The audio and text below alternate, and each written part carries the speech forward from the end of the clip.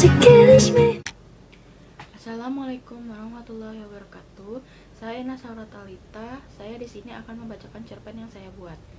Jadi saya membacanya karena saya buat di laptop, jadi saya membacanya dari laptop. Saya dari absen nomor 16. Judulnya Tanpa Sinyal, Tanpa Diri.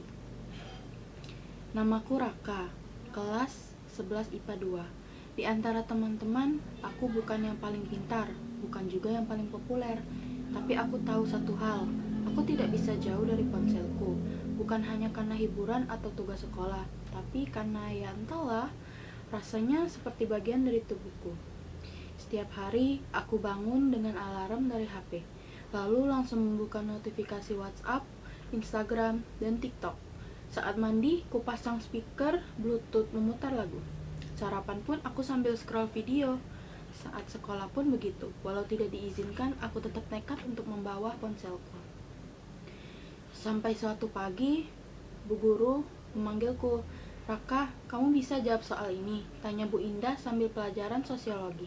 Aku tersentak, buru-buru menyembunyikan HP-ku. Maaf Bu, tadi saya agak melamun."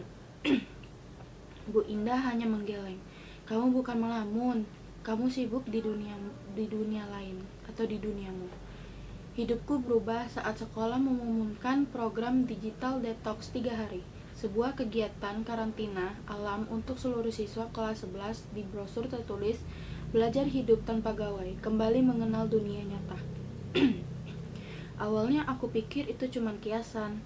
Tapi saat kami tiba di lokasi, sebuah kawasan hutan pendidikan di pinggiran kota, semua HP harus dikumpulkan. Serius, dikumpulkan di dalam kotak, dikunci, dan disimpan oleh guru. "Ini pelanggaran privasi," teriakku dalam hati. Tapi tak ada yang bisa kulakukan. Jam pertama tanpanya, aku mulai merasa aneh. Tanganku refleks menyentuh saku kosong. Aku duduk di bangku kayu menghadap danau. Tapi pikiranku justru berbisik. Ada yang DM aku nggak ya? Story aku udah ada yang reply. Grup game rame nggak ya? Kalau ada yang nyari aku gimana? Hari pertama adalah neraka. Aku gelisah, tidak fokus mendengar penjelasan kakak pembina. Malam hari, aku tidak bisa tidur. Aku merasa kehilangan, seperti ada bagian yang hilang dari diriku dan dicabut dengan paksa. Jantungku berdegup hanya karena suatu getaran imajiner. Hari kedua sedikit lebih baik. Aku mulai mengobrol dengan teman-teman yang biasanya aku sapa lewat emoji.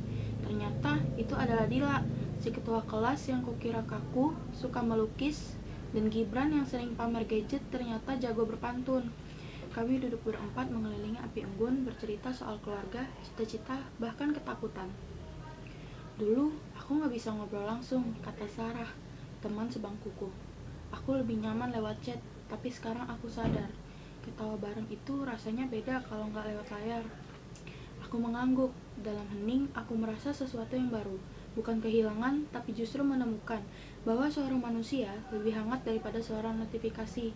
Bahwa wajah orang yang tersenyum di depan kita itu lebih berarti dari like yang tak kita kenal wajahnya. Hari ketiga, aku tidak merindukan HP-ku. Kami main permainan tradisional, lomba masak, bahkan menulis surat untuk diri sendiri. Dalam suratku, aku menulis, "Raka, kamu terlalu takut ketinggalan dunia.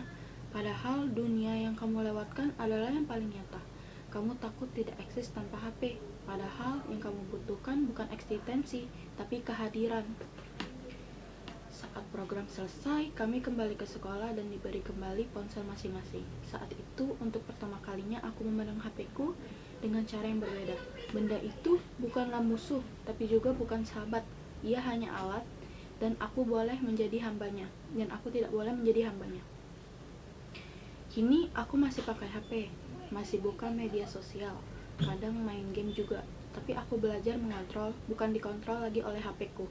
Saat makan bersama keluarga, aku letakkan ponselku di ruang lain, seperti di kamar. Saat belajar, kupakai untuk benar-benar belajar. Saat bertemu orang, aku pun menatap orangnya, bukan menatap ponselku. Teman-temanku bilang, aku berubah. Mungkin benar, tapi bukan karena aku jadi anti teknologi, melainkan karena aku mulai sadar. Hidup bukan tentang selalu terhubung, tapi tentang memilih koneksi yang bermakna. Sekian cerpen yang bisa saya ceritakan. Selebihnya mohon maaf. Wassalamualaikum warahmatullahi wabarakatuh.